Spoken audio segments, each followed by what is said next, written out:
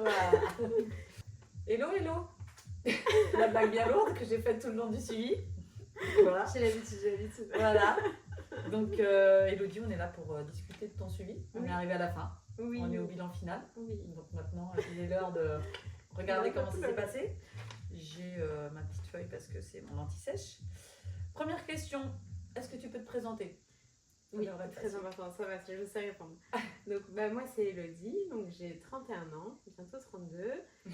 Je suis responsable marketing et je vis toute seule. Donc, ce qui est quand même plus facile pour les, les courses. C'est vrai que voilà, les gens ils cherchent l'amour, mais des fois, de temps en temps, quand on l'a pas pendant 6 mois, ça peut C'est pas mal.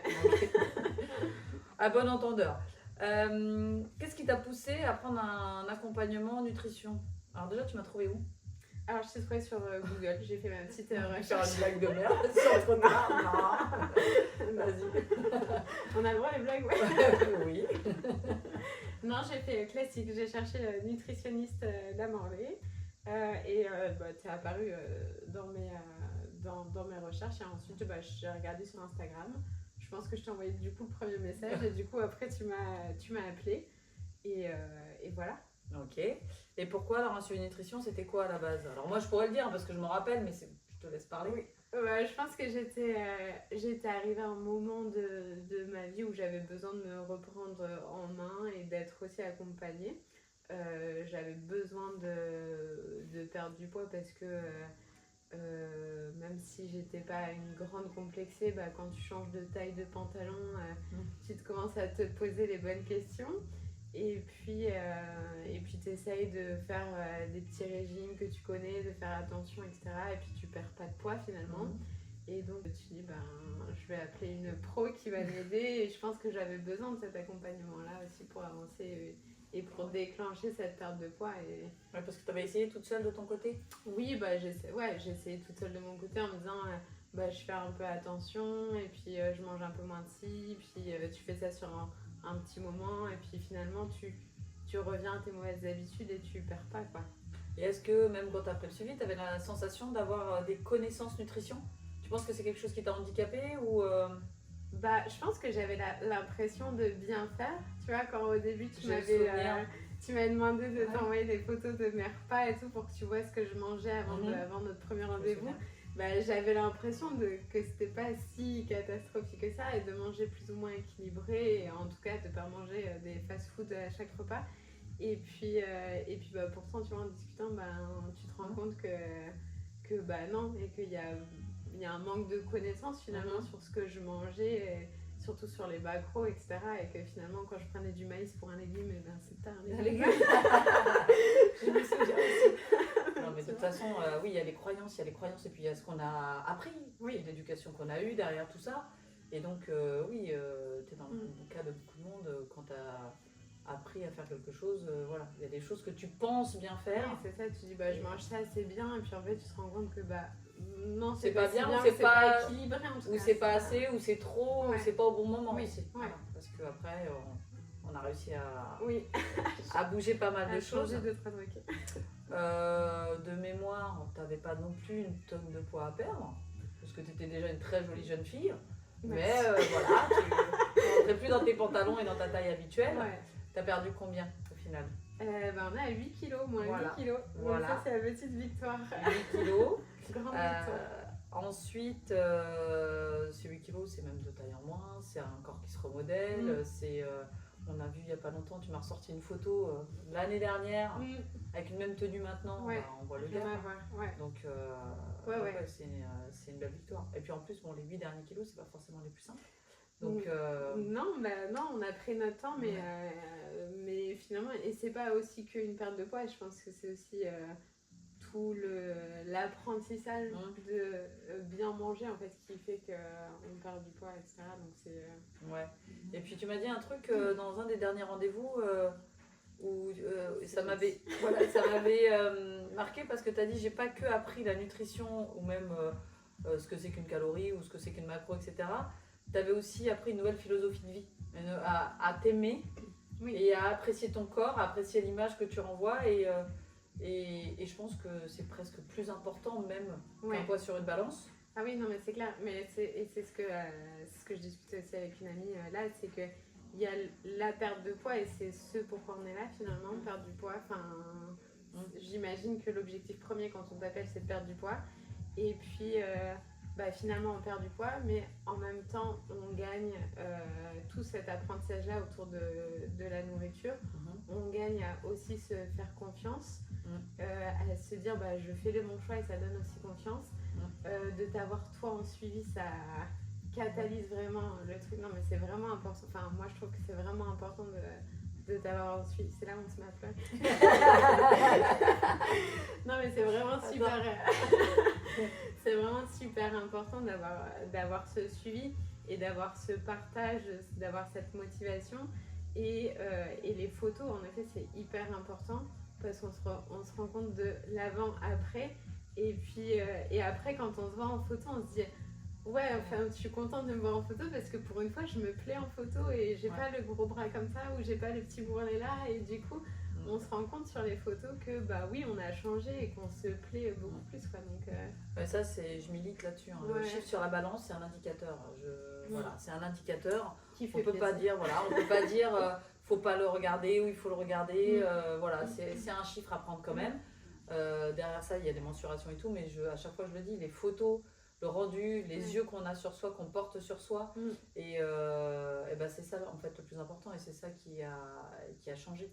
Donc c'est hyper important parce que finalement c'est ce qu'on se disait, hein, toi, on se voit tous les jours dans le miroir. Moi je me rends pas compte aujourd'hui que j'ai perdu 8 kilos, enfin c'est... Si c'est pas les vêtements, si c'est pas aller faire les magasins, tu m'as écrit il y a 2 semaines, waouh, je suis rentrée dans un taille 34, je l'ai acheté. Et c'est ça et tu dis et ça te rend fière et ça se dit je suis trop fière de moi, je suis trop contente et je suis trop belle dans mon short 34. Voilà. Oui. Et du coup du coup c'est très important de faire les photos parce que c'est pas dans le miroir qu'on va le voir. On le voit dans les vêtements, ça c'est sûr. Mais je trouve qu'avoir cet avant-après dans les photos, c'est... Et souvent au premier rendez-vous, les clients sont réticents. Ils n'ont pas trop envie, ils le font quand même. Et souvent c'est le déclic parce que quand ils se voient en photo après, parce qu'on ne se voit pas forcément. Hein, quand il y a eu toute cette vague de personnes qui ont pris du poids par exemple pendant le Covid, beaucoup aujourd'hui vont venir nous voir et vouloir faire des suivis et dire mais moi je me suis pas vue prendre les 15 kilos en fait. Mais quand on se voit tous les jours dans le miroir, à part le pantalon qui le dit et pour peu qu'on mette des leggings et des t-shirts, en fait on se voit pas prendre. Et au même titre on se voit pas perdre après. Et ce que je t'avais dit, pour te voir perdre il faut faire des magasins, aller prendre des vêtements, prendre de nouvelles tailles, se faire des photos, même avec un photographe, etc. Parce que il n'y a que comme ça que ton corps il va conscientiser et se rendre compte de tout du chemin que tu as parcouru. Donc c'est cool. Si je reprends ma petite fiche, je voulais savoir en quoi notre accompagnement, alors quand je dis notre, je dis moi et Benjamin parce qu'on va l'expliquer après, mais tu as connu Benjamin plus tard dans le suivi, puisque tu es une sportive, parce que moi quand je t'ai connue, tu es et tu resteras une sportive. Raconte ton sport, qu'est-ce que tu faisais comme sport? Je faisais beaucoup de courses à pied et je faisais 2 séances de crossfit par semaine, donc avant. Voilà. Et puis finalement en discutant, en commençant la perte de poids et en discutant ensemble, je t'ai fait part aussi de cette envie d'être aussi fit, perdre du poids mais rester fit et plus sculpté machin. Et donc c'est là où tu m'as orientée du coup vers Benjamin pour qu'on puisse travailler plus sur tout ce qui est plus musculation finalement, plus que cardio. Donc j'ai un peu réduit la course à pied, même si je continue de courir. J'ai gardé les 2 séances de crossfit par semaine. En plus de ça, du coup, je fais ma séance avec Benjamin qui là est complètement adapté à mes besoins, à mes objectifs et toujours un peu challengeant. On va chercher toujours plus. Toujours plus. Toujours plus. Mais oui, tu étais donc une crossfiteuse, donc déjà tu faisais du sport. En plus, pour ceux qui connaissent le crossfit, ça reste un sport quand même à haute intensité. Il y a du renfort aussi musculaire. 2 séances c'est bien, mais c'est vrai que je t'en avais déjà parlé. Si tu pouvais en rajouter, il y a eu des moments où tu en as rajouté. La course à pied c'est bien. C'est bien aussi pour la tête parce que quand on aime, ça évacue. D'ailleurs, on parle à une semi-marathonienne. Oui. N'est-ce pas? Parce qu'il y a eu un semi-marathon de fait il n'y a pas si longtemps que ça. Donc crossfit, semi-marathon, plus renforcement musculaire avec de la musculation un peu plus pure et dure avec Benjamin. Donc on parle à une sportive. Voilà. Mais alors du coup, dans cet accompagnement suivi nutrition, qu'est-ce que, peut-être que tu as déjà entendu parler d'autres suivis ou d'autres choses que tu aurais essayé, qu'est-ce que tu penses que finalement on a en plus? Bah, moi, c'est ce que je t'ai toujours dit, c'est déjà le feeling à notre premier appel, ça a été ton honnêteté et ta transparence par rapport à ce que tu fais, à ton suivi, etc. Tu m'as jamais dit allez viens on va perdre 15 kilos en un mois, je t'embarque. Ça... non mais du coup ça... Ou je te coupe un bras. Oui, voir les deux. Mais ça a ce côté, je me suis tout de suite sentie en confiance avec toi et je me suis tout de suite sentie en confiance aussi avec Benjamin dans cet environnement de bienveillance et de transparence et on travaille ensemble. Tu nous suis, Benjamin aussi nous suit toutes les semaines, même tous les jours parfois. Avec le petit message du lundi, comment ça va, c'est quoi le programme de ta semaine, et ça finalement en fait ça motive et toute cette tout cet engouement, toute cette communauté finalement que vous avez créée autour de la nutrition avec les autres clientes aussi, finalement vous finissez par vous connaître parce qu'on crée des événements et puis échanger entre vous. Mais ça ça vaut de l'or parce que ça motive et ça crée vraiment cette communauté. Et quand on va marcher ensemble, quand on va courir ensemble ou quand on va devoir arriver au semi-marathon ensemble avec des clients qui viennent te voir aussi. Quand vous m'attendez sur la ligne d'arrivée au semi-marathon avec Anso, mais c'est de l'or en barre quoi. Vraiment c'est le chocolat. Ouais. Non mais je pense que vous vous rendez pas compte de l'effet que ça enfin en tout cas sur des peut-être sur des personnalités comme la mienne, mais ça oui, après, je pense que de toute façon, on peut pas plaire à tout le monde ne serait pas réceptif aux mêmes choses que toi, mais nous, c'est avec des personnes comme toi qu'on veut travailler parce que c'est ce qui nous crée. Nous aussi, on a cette satisfaction. Nous aussi, quand je me souviens de quelques messages que tu m'as envoyés où j'ai les larmes aux yeux, quand j'ai le truc, où je me dis putain, ça a du sens. Ça a du sens, ce que je fais a du sens. Mais parce que tu le fais et en vrai, moi j'ai fait évidemment les choses pour moi, pour me sentir mieux, pour m'aimer moi-même, mais d'un côté, en fait, on crée aussi cette relation où j'ai envie de le faire pour toi aussi, j'ai envie que tu sois fière de moi, j'ai envie que Benjamin soit fier que je soulève 60 kilos au squat, et t'as envie de rendre fière aussi tes copines qui font du sport avec toi à côté, et quand je cours mon semi-marathon, évidemment que je pense à vous. Et je me dis, je le fais aussi pour vous. Et quand j'ai Virginie qui m'envoie des vocaux qui arrivent dans mes oreilles, mais ça, c'est. Ouais, voilà. C'est trop fort. D'ailleurs, cette application est trop forte. Mais tu vas aussi pour ça, quoi. Du coup, ça me motive vraiment de faire partie de cette grande famille, cette grande communauté. Et t'as envie qu'on soit fiers de toi. Le squat, strong and smile. Voilà. T'as envie qu'on soit fiers de toi et que du coup, tu te donnes pour toi et tu te donnes pour les gens, quoi. Donc ça crée de la force, quoi. Ouais, c'est vrai qu'on crée quand même un truc assez humain, quoi. Oui. Et pas pour le faire pour faire du fake ou pour faire genre. Non, je pense qu'on est foncièrement humain. Tu vois, je me lance une fleur tout seul, mais je pense qu'on est vraiment foncièrement humains tous les deux. Et on arrive à travailler qu'avec des gens qui sont foncièrement humains aussi, en fait. Mais c'est là où je te dis, votre honnêteté, votre transparence, c'est ça aussi, et votre bienveillance aussi, parce qu'il y a, tu sais, comme Benjamin s'est poussé en disant, non mais là, combien de fois Benjamin m'a dit, non mais là, t'as pas oublié 2-3 kilos sur tes poids. Donc tu sais, challenger. Et en même temps, quand il y a des coups de mou, quand ça va pas, il y a aussi tout cet élan de bienveillance. On a connu ensemble des coups de mou où t'as pas perdu, ou là t'es trop fatigué, ou là t'en peux plus, t'en as marre. Et finalement, tu vois, t'adaptes ton suivi. C'est pas le moment. Il adapte aussi son programme sportif en disant c'est pas le moment, il y a tel événement, il y a ci qui va pas, et du coup.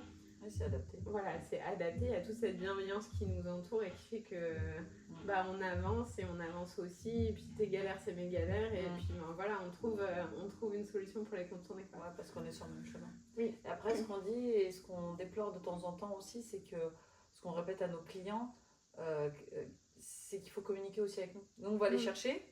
On va les chercher parce qu'on a besoin qu'ils nous écoutent. Mais eux aussi, et c'est vrai que tu as vraiment joué le jeu de à chaque fois nous faire des retours et à chaque fois être là pour qu'on puisse avancer ensemble. Parce qu'on aura beau tendre la main, si la personne ne veut pas et qu'on la traîne, on va la traîner 1 mois, 2 mois. Mais en fait, ça va s'arrêter là. Parce que c'est pas possible. Il faut vraiment que ça soit fait des deux côtés. Et plus la personne communique avec nous, plus ça va être simple de l'accompagner. Parce que plus on va l'apprendre. Oui. Et l'apprendre pour mieux la connaître pour mieux la conseiller, mieux. Et ça, ouais, on n'arrête pas de le dire. Mais non, moi, je suis très contente de la communauté qu'on a créée. Ouais, non, mais ça fait une grande différence. Alors après, je connais pas les autres suivis, mais je pense que ça fait une grande différence. Et le fait aussi que vous vous adaptez à chaque personne. Enfin, j'imagine que les conseils de base sont les mêmes, mais... Le fond est le même à peu près pour tous. Les connaissances, un macronutriment, ça reste un macronutriment. Voilà. Par contre, les péchés mignons ne sont pas tous pareils. C'est ce que j'allais dire quand je dis les habitudes, c'est quelque chose. Voilà. Les habitudes alimentaires, j'ai plein de clients qui n'aiment pas les goûter, qui ne veulent pas goûter, ils n'en ont pas besoin. Alors moi, c'est une institution chez moi. Donc, voilà. Mais c'est pour ça que j'aime bien conseiller des petites recettes pour les goûter. Mais on a tous un fond à peu près identique. Le fonctionnement du corps est à peu près le même, mais les réactions du corps ne sont pas les mêmes non plus. Puis on n'a pas tous eu la même éducation, puis on n'a pas tous malmené le corps de la même façon, puis on n'a pas tous le même âge, puis ci, puis ça. Donc en fait, oui, effectivement, il faut adapter, mais il faut avoir la patience d'adapter. Parce que le problème, c'est qu'on ne sait pas tout dès le départ de comment va réagir le corps de la personne, ni quelle va être. Parce que tu fais partie aussi des déterminés. Quand tu as une chose dans la tête, tu l'as pas ailleurs, c'est bien. Voilà. Donc, mais il y a eu, comme tu l'as dit, des coups de mou, des coups de ralentissement, mais toujours avec le sourire, mais ça se sentait qu'il y avait la fatigue. On a ralenti. Puis comme je le dis à chaque fois, on va pas un défilé là tout de suite. Là. On va pas tout de suite. Pas tout de suite, voilà. Donc, on a le temps. Mais c'est appréciable aussi de... la vie. Ouais, mais c'est appréciable d'avoir ce côté, je m'adapte.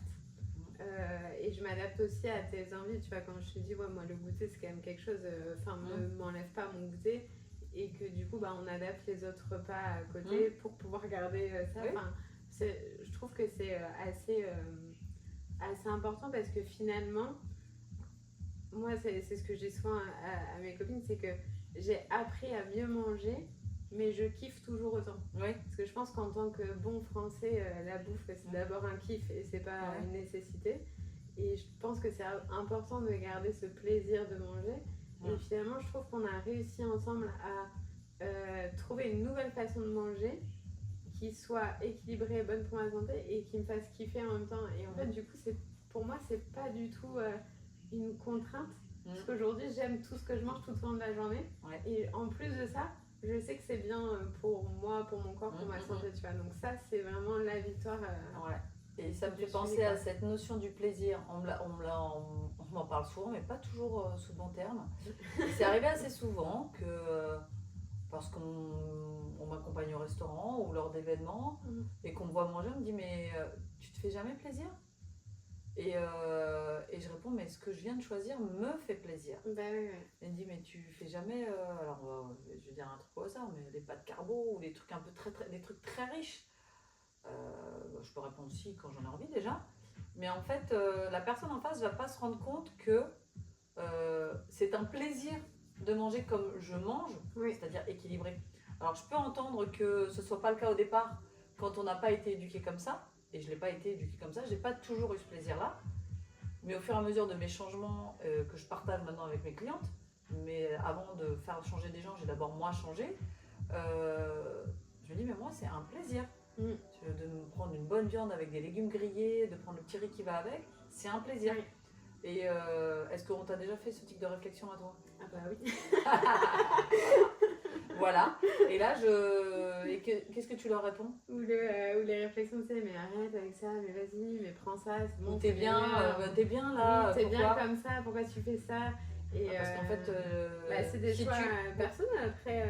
Et puis c'est pas parce que toi tu me trouves bien que moi je me trouve bien, c'est pas forcément. Oui, et puis au-delà de ça, c'est pas parce que t'es bien qu'en fait il faut retourner en arrière. Qu'il faut remanger. Parce que je ne cesse de le dire. Si tu fais des choses bien, l'alimentation, et je pense que c'est ce que je t'ai dit pour notre bilan, c'est à un moment, en fait, aujourd'hui, ta stabilisation, elle est plus que simple. Dans ce type d'équilibre, la stabilisation est très simple. C'est manger la même chose que tu as mangé jusqu'à maintenant, juste avec un tout petit peu plus de quantité. Mais en fait, tous les aliments que tu manges, c'est pas du régime. Il n'y a pas vraiment une restriction. Il y a juste à apprendre à cuisiner, apprendre à choisir les bons aliments, à se faire plaisir en cuisinant. Et pas forcément des heures en cuisine, tu l'as vu. Oui.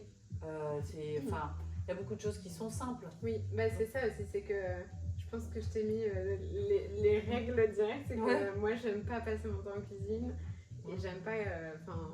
Faut que ça aille vite. J'aime bien manger, mais je passerai pas 4 heures dans la cuisine. Et finalement, on se rend compte qu'on trouve facilement des recettes rapides, équilibrées, super bonnes.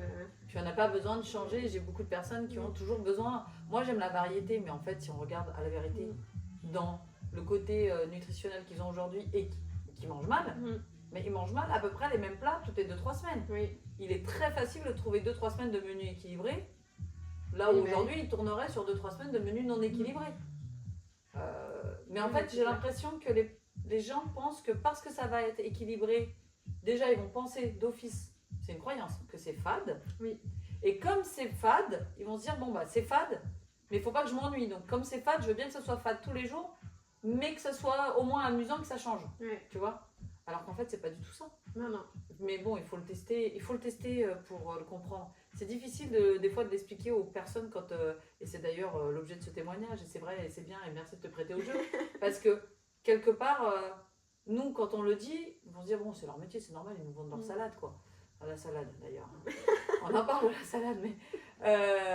ils nous vendent leur salade, mais en fait, la vérité, c'est que tant qu'on n'a pas testé, tant qu'on n'a pas vu, tant qu'on n'a pas côtoyé des personnes qui ont fait leur suivi, etc., ils peuvent ne pas y croire, mais en fait, t'es pas ça, il y a plein de recettes, qu'on a fait ensemble, qu'on a testées, et où tu manges super bien, tu te régales, et en plus, tu sais que dans ton assiette, c'est bon.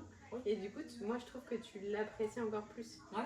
Et c'est comme les goûters, je sais pas si tu te rappelles, où je te dis, genre, mes goûters, j'aime bien quand même quand c'est ce petit côté gourmand, et que du coup on avait fait des madeleines ensemble, et que ça nous a pris 15 minutes top chrono de faire des madeleines IGEBA et qui sont très bien pour le goûter. Et puis moi j'avais ma petite madeleine, j'avais l'impression de manger un truc de fou pour le goûter. Et c'était, non seulement elles sont bonnes, mais elles rentrent dans la diète, elles font pas grossir, etc. Voilà, bah oui. Mais en fait, quand on a une recette qui nous convient, il faut la répéter, quoi. Enfin, je veux dire, et après ta madeleine, elle peut avoir 2-3 pépites de chocolat un jour, elle peut avoir des framboises le lendemain, enfin. Je veux dire, et puis il faut en faire plusieurs pour qu'il y en ait pour toute la semaine. On n'est pas toujours en cuisine. Mais parce que même moi, ce serait pas gérable. Mais il y a toujours, il y a beaucoup d'a priori là-dessus. Et bon, de toute façon, on ne convaincra pas tout le monde, hein, mais voilà. Si tu devais me donner 2-3 des plus grands changements, alors on en a peut-être déjà parlé, mais des plus grands changements que tu as opéré justement dans ta nutrition ou même dans ta vision ou dans ce suivi nutrition sport, 2-3 trucs que vraiment tu retiendrais le plus. Les goûters, c'est la vie. Manger des madeleines au goûter. Alors, niveau repas, si on parle des repas, je dirais le petit-déj. Parce que du coup, on a changé radicalement mon petit-déj. Pareil, là où je pensais... manger un bon petit déj, tu m'as vite dit non. Pas vraiment. Et du coup, donc oui, je suis passée d'un petit déj, je mangeais fromage blanc mais sucré, où je mettais du sucre, des fruits, etc. Je prenais mon petit jus d'orange et je me disais que c'était bien. Un shoot de sucre dès le matin. Avec un petit muesli tout parfait. Et j'avais l'impression de manger bien. Et donc ça a changé radicalement, et ça fait partie aussi des trucs tu vois, qui me font kiffer le matin, de me faire 2 œufs le matin, ça me fait plaisir, et je mange ça, et avec vos petits conseils, avec les petites épices, le curcuma, machin. Et en fait finalement, ça je pense que c'est le plus gros qui a changé dans mes repas quotidiennement, et c'est l'alternative qui me fait kiffer, donc en fait je continue de le faire sans problème, ou les shakes de protéines quand j'ai pas le temps, et ça me va très bien. Enfin voilà, je trouve qu'on a trouvé une solution au petit-déj qui me convient à moi, peut-être pas à tous, mais en tout cas qui me convient. Et le deuxième changement, mais sans parler de repas, c'est de me rendre compte de ce que je mange, tu vois.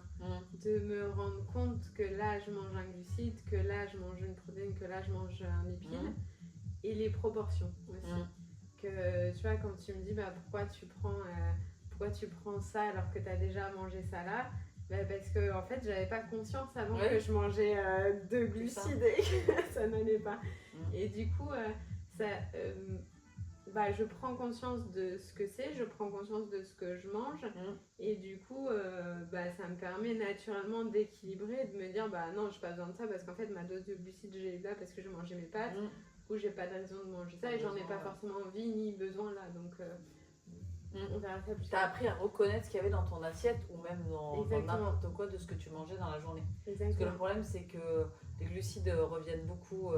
Non pas, faut pas les diaboliser, c'est pareil. On peut manger des pâtes le soir, ça fait pas grossir. Le sujet, c'est pas est-ce qu'on peut manger ci, est-ce qu'on peut manger ça. Non, mais C'est en manger quelle quantité on bonne peut le quantité. manger en fonction de l'activité que tu as et de l'usage que tu en as. Puisqu'on oublie à chaque fois que la nourriture, au-delà de faire plaisir, est aussi un carburant. Et si c'est un carburant, il faut l'utiliser. Si on ne l'utilise pas, il stocke. Voilà. Si on ne l'utilise pas, ça stocke. Point. En fait, c'est assez logique vu comme ça. Donc après, on se rend malheureusement compte que finalement, il y a beaucoup d'aliments qui sont de la famille des glucides. Donc beaucoup de carburants sucre. Et aussi, malheureusement, je trouve que la protéine, elle n'est pas souvent présente. Bon, voilà. Je milite pour la protéine, non pas parce qu'il faut des gros muscles, parce que en fait, la protéine, oui, mais c'est quand même pas que des muscles. Non, mais c'est quand même nécessaire parce que tu vois, je pense qu'avant, c'est pareil, je mangeais peu de protéines. Finalement, j'étais déjà assez sportive et je mangeais peu de protéines. Et à contrario, je pense que je mangeais beaucoup de glucides. Et aussi dans les glucides, ce qu'on a appris ensemble, c'est que les pâtes, ça vaut pas le riz ça vaut pas la patate douce, les pois chiches sont des glucides. Enfin, tu vois, c'est tout ça. Tout ne se vaut pas. Tout ne se vaut pas et un glucide de pâte, c'est pas pareil le pain, des choses comme ça, oui. Voilà, ça permet aussi de varier déjà tes sources de glucides et de les avoir en bonne quantité. Et je pense que ça j'ai vraiment changé là-dessus en me disant bon maintenant je le fais naturellement parce que du coup à force t'as le réflexe. Mais ça a été un changement aussi de me rendre compte de ce que je mangeais tous les jours. Oui, et puis de toute façon le but de ce suivi, et c'est ce que je dis dès le départ, il y a tout ce qu'on va apprendre, un peu scientifique, autre, on apprend aussi à lire les étiquettes. Ça c'est maintenant, aujourd'hui je crois que tu prends plus un paquet sans te dire bah tiens je vais aller quand même regarder l'étiquette, qu'est-ce qu'il y a dedans. Et là on voit des fois les trucs qu'on mange quoi. Comme les Oreos de ma maman. Voilà. Maman, si tu m'entends maman, si tu m'entends, maman. Les Oreos, les on Oreos, dit non. que c'est pas bon. Voilà, mais et donc tu vois toutes les étiquettes, après voilà les macros, plein de trucs, les IGBA. Après on aborde aussi les sujets en fonction du besoin de la personne en face, parce qu'il y en a certains qui ont déjà des connaissances, d'autres pas. On va aborder le sommeil, l'hydratation, le sport, la construction du muscle, la destruction du gras, bref, tout ça. Mais au-delà de ça, après tu apprends pour devenir autonome. Voilà. L'idée c'est que tu deviennes autonome. C'est pas que tu sois enchaîné à moi H24 jusqu'à la fin de tes jours. Donc aujourd'hui, on a estimé tout à l'heure, quand on a fait notre bilan, que tu es devenu autonome. Voilà. On s'est même dit qu'on allait te challenger sur 2-3 petits trucs, voir si tu es autonome sur tous les plans, si tout est ok. Hein, parce que j'aime bien les tester jusqu'au bout. Mais voilà, tu es devenu autonome. Tu sais choisir. Tu vas au restaurant, tu sais choisir. Tu vas en séminaire, tu as des buffets, tu sais choisir. Tu vas chez les parents, la famille. En été, tu sais maintenant à chaque fois quoi choisir. Mais c'est ça aussi, je pense, qui différencie peut-être des autres suivis, c'est que on n'est pas là que pour perdre du poids, on est là aussi pour apprendre à maintenir finalement cette perte de poids et à maintenir cet équilibre alimentaire que finalement on n'avait pas avant, en tout cas que moi je n'avais pas avant. Et au-delà d'une perte de poids, c'est apprendre à manger correctement, équilibré selon tes besoins. Donc, moi, je traite mes clients aussi, surtout comme moi en fait. Mais bon, après, tout le monde n'est pas moi. Mais en l'occurrence, je les traite comme moi. C'est-à-dire que moi, j'ai besoin de comprendre pour appliquer. Si on m'explique et je comprends, je sais pourquoi je fais. Ça a un sens. Voilà, c'est pour tout. Pour le sport, je ne cesse de le respecter. Pour plein de choses, il faut que ça ait un sens. Et du coup, effectivement, là maintenant, comme tu as compris et que tu as appris, bon bah voilà, maintenant tu sais gérer. Donc après, le job, c'est à toi de le faire jusqu'à la fin. Mais en fait, comme tu le dis, c'est pas si pénible que ça, puisque tu aimes ce que tu manges en fait. Voilà. Et puis si à un moment, encore une fois, on l'a dit plein de fois, 80-20, 80% du temps où tu es comme ça, 20% en freestyle, 20% c'est un anniversaire, c'est un mariage, c'est un truc, c'est un machin, on se pose pas de questions. En fait. Le corps, il sait faire après.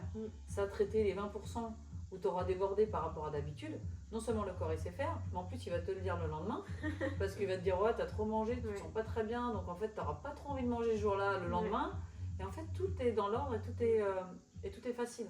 Donc il n'y a aucune raison que ça se passe bien, pas bien là. De toute façon je te garde à l'œil. Je crois qu'il y a une dernière petite question, si tu devais recommander notre travail à d'autres personnes, qu'est-ce que tu pourrais leur dire? Tu vas te répéter certainement.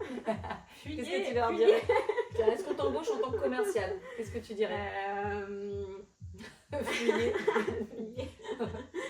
Non, bah après j'ai déjà, je pense que j'ai déjà commencé du coup à en parler à des amis parce que, Et on te remercie. parce que je suis plus que convaincue de ce suivi. Non, je dirais foncer. Foncer parce que c'est un suivi adapté à nos besoins. Enfin, vous adaptez vraiment à nos besoins, à notre mode de vie et à ce qu'on fait finalement. C'est rempli de bienveillance et d'amour et de machin. Et ça me motive. Et moi, je sais que j'avais besoin de vous avoir et d'être encadrée par des pros parce que souvent, on se dit qu'on sait faire, mais en vrai, on ne sait pas faire. Et il y a des pros qui existent et c'est fait pour ça. Et d'avoir un suivi, ça motive plus. Alors en plus, un suivi avec des personnes géniales comme vous, ça motive encore plus là. Voilà, je te ferai ton chèque à la fin. Merci. Donc non, mais vraiment, si j'ai un truc à dire, c'est foncer parce que c'est rempli de motivation, de bienveillance et les résultats sont là. Donc, bon, bah voilà, ça sera le mot de la fin. Sur ce, je te fais un câlin. Voilà, c'est toute la bienveillance. Oui. Et merci beaucoup. Ouais. Bon, bah voilà. Voilà. À nous, c'est fait.